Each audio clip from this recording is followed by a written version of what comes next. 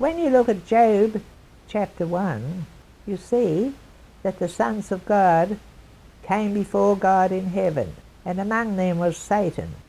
The Lord has often spoken to my heart over the years from the Scriptures, and a few days ago he spoke to me regarding Matthew 7:19. I opened the New Testament. I looked at it. I read it. Normally when the Lord speaks to me like this is about a sermon or something that he's speaking to me personally.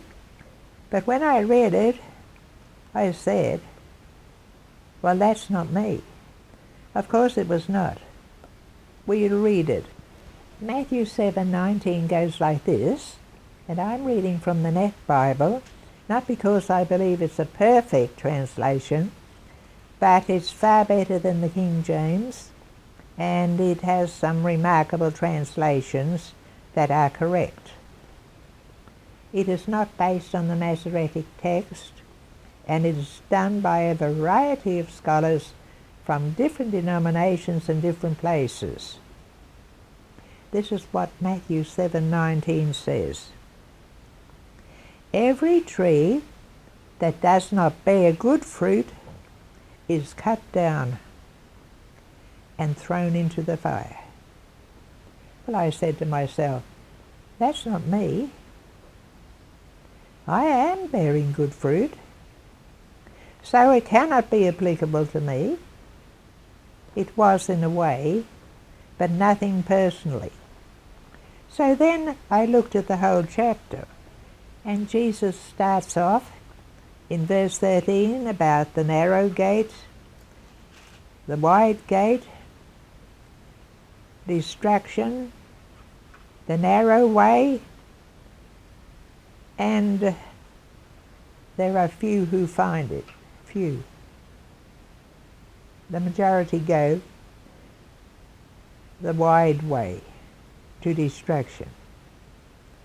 Then Jesus speaks about what really is the whole issue of the chapter. Watch out for false prophets. This is what it's about, I said.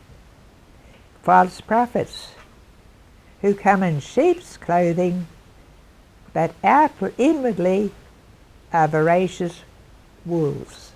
Peter says in his second book, on the second chapter, there will be false teachers among you. False teachers. There are false teachers everywhere throughout the church.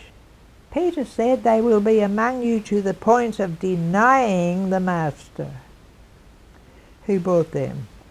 Believers who are being bought by the master, who are redeemed by the blood, who have been ransomed by the blood, will have false teachers amongst them, and they themselves often will be false teachers. If you listen to false teachers, you become a false teacher.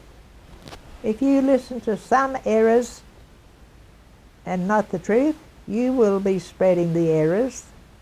That's if you talk to anybody about the Lord. But these people, Peter said, become deniers of Jesus. So if you're preaching falsity because you've heard your pastor preach falsity and don't know it, you have become a denier of Jesus to that extent. Many people follow such a path.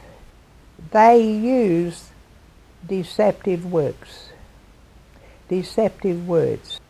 Then Peter goes on to speak about the fact, in relation to false teachers, their dire result of their false teaching.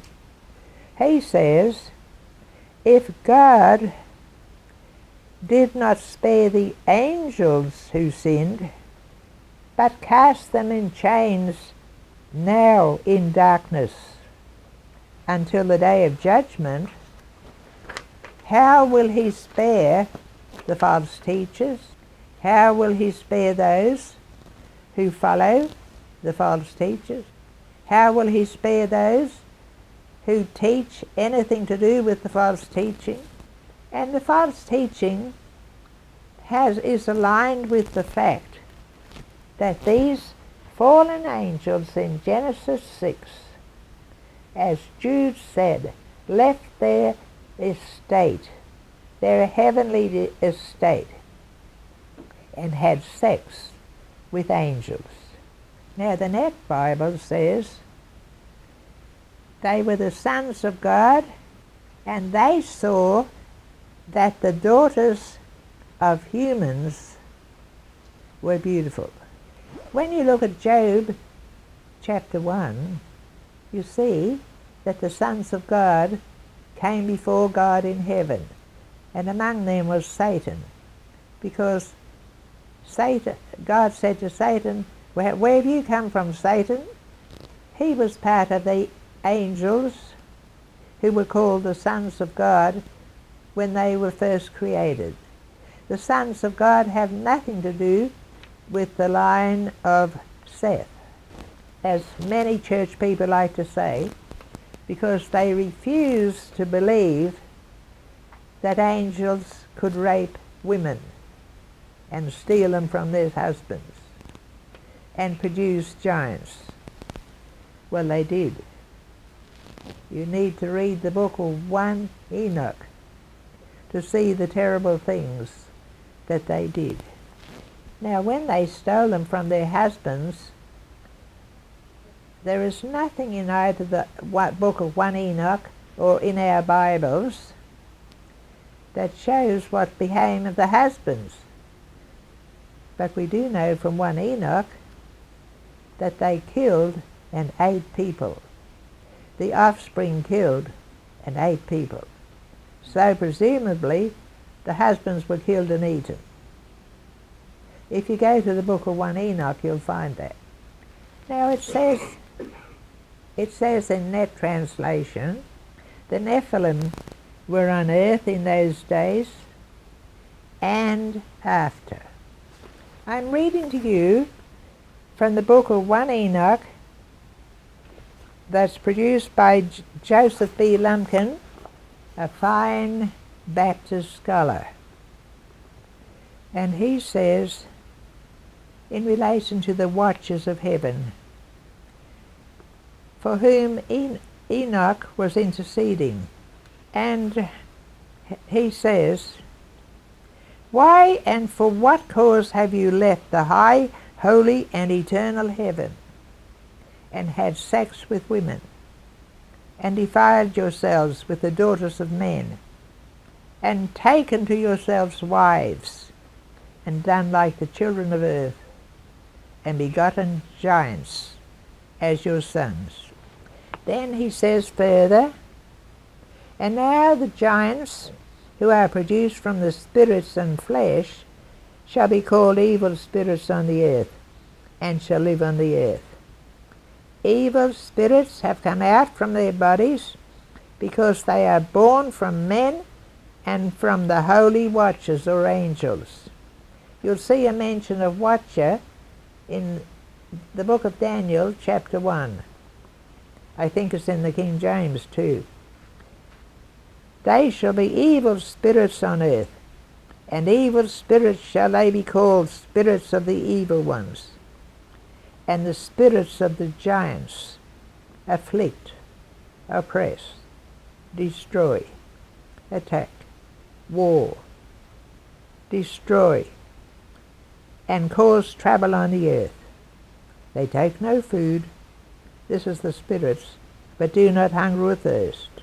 Now the book of Jubilees says, because of these three things came the flood on the earth, namely, the fornication that the watchers committed against the law of their ordinances when they went warring after the daughters of men, and took themselves wives of all they chose, and they made the beginning of uncleanness. And they begat sons, the Nephilim, the fallen, and they were all dissimilar, and they devoured one another. And the giants killed the Nephil, and the Nephil killed the Eljo, and the Eljo killed mankind, and one man killed another. Now, I'd like to read to you from the translation by Richard Lawrence. Now, this is in the book of 1 Enoch, translated by Richard Lawrence from the Ethiopian manuscript. It happened after the sons of men had multiplied in those days, that daughters were born to them elegant and beautiful. And when the angels, the sons of heaven, beheld them, they became enamored of them, saying to each other, Come, let us select for ourselves wives from the progeny of men, and let us beget children. Then their leader, Samyaza, said to them, I fear that you may perhaps be indisposed to the performances of this enterprise, and that I alone shall suffer. They said, We will bind ourselves by mutual execrations. Their whole number was 200, who descended upon Ardis, which is the top of Mount Ammon. Then they took wives, each choosing for himself, whom they began to approach, and with whom they cohabited, teaching the wives sorcery, incantations, and the dividing of roots and trees. And the women conceiving brought forth giants, whose stature was each 300 cubits. Well, I make that, according to what I think a cubit is, 430 feet. Very tall anyway, at least 30 feet. And some have been, their skeletons have been dug up in different countries. And it says, they devoured all that the labour of men produced until it became impossible to feed them, when they turned themselves against men in order to devour them. So there you have it. This is what Peter said. God did not overlook their sin. He won't overlook the sin of the false teachers. Now the Septuagint says, Now the giants were upon the earth in those days. After that, when giants were the men of renown, to go into the daughters of men like 30 foot high, mighty men of old. So what was the false teaching about which Peter was speaking? What was the heresy? We have it today. Judaism. Now Judaism is not of Moses, but a certain people do follow Judaism. They are not the people of God who would follow Judaism. We need to think about these matters. God did not overlook their sin. He won't overlook the sin of the false teachers.